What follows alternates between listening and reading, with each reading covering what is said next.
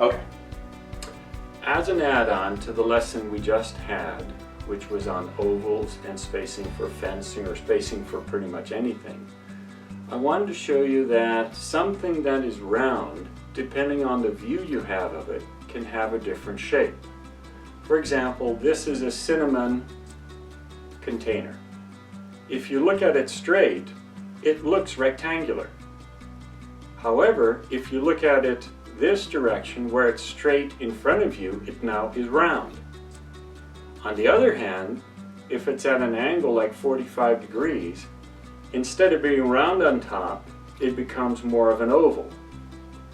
And as you go further back, this tends to be smaller than this. Or the same could be held if I'm holding it down at a 45-degree angle. This again becomes more of an oval, and this gets a little smaller as you go further to the back.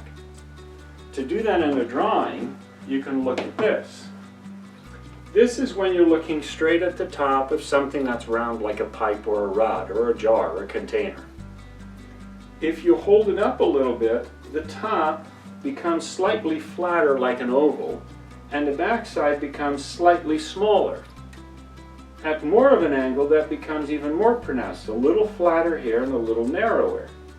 If you hold it downward, you get the same effect, but from the other direction. So this becomes flatter here like an oval, and again it narrows as you go further back. So you're going to run in all kinds of shapes. You're going to see things that look like cubes, rectangular boxes. You're going to see things that look like ovals, circles, spheres or balls, or even cans, cones, etc. So you need to be able to draw all kinds of different shapes. Rolling again. Hello again. Today we're going to work on a piece of furniture. We've drawn houses, buildings, pyramids, ovals, fencing. We even done a ranch-style house. But sometimes you need to draw pictures of furniture, or at least appliances or something. If you think carefully, most of the things in your home are either rectangular boxes of some size or shape, or they might actually be spherical or ovals. What we're going to do here is we're going to draw a picture of a couch. We're going to do it in two-point perspective, and we're going to start, what we always do, with boxes. So here we have the beginning of a box.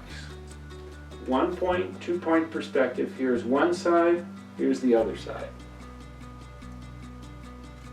We finish the box, and you see now I have a box here, and we're going to turn that into a couch or maybe a love seat. To find the center of the front, we do the same thing we always do. We draw an X from opposing corners. We find the center and draw a straight line. If I erase some of the lines, which I did in this case, it's easier to see. If I want to find the center of each half, I draw an X through each half. And then, if I want to do it again, so I have it in eighths rather than quarters, I do it again. And sure enough, what I get is 1, 2, 3, 4, 5, 6, 7, 8 sides. And so, if you're looking at a couch, you have side rests or arm rests and a backrest. When I erased some of the lines I didn't need, I wound up with this. Erasing the X's, making the lines a little darker, you see I have the beginnings of a couch. And I know most couches aren't sharp angled like this. They're usually not that square. They have rounded edges.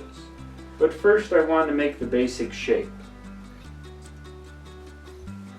Now, to finish the inside, I looked at the corner here, came down, used this vanishing point through the bottom to come out to this corner, this vanishing point across here, and then I didn't draw through the side because you couldn't see through the sides of the couch, but you see now you have a place you can sit.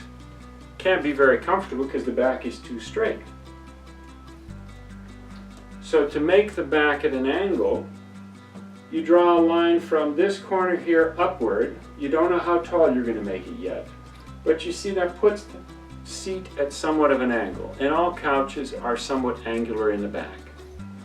My guess, it's something around 20-25 degrees. Again, you don't have to worry, just eyeball.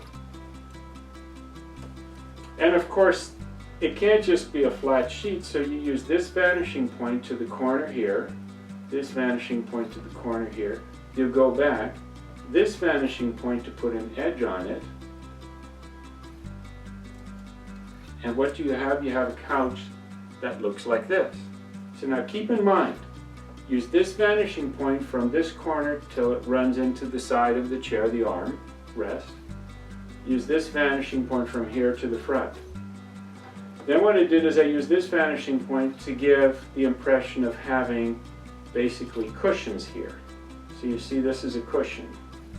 And then remember we had the X for the center? This is the center. So this half is the same size as that, even though in the drawing it looks bigger. Then what I decided to do is, well, you're not going to have sharp edges on a couch or a love seat, so I rounded them.